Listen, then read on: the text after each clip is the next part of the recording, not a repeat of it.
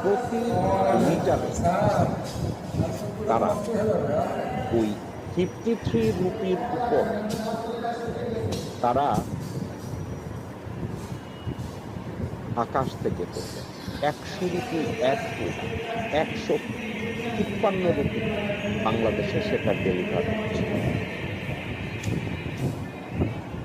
হাসিনা এটা এগ্রি করছে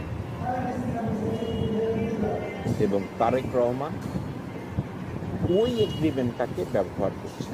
ডক্টর মোহাম্মদ ইউনূস ওই এগ্রিমেন্টটা ব্যবহার করছে।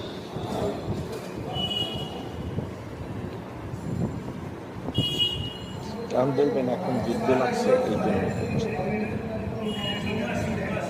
ইরান আর ইসরায়েল যুদ্ধ তো ইউনূস সরকার থাকাকালীনও করছে। ইউনূস সরকার কি করছে জানেন?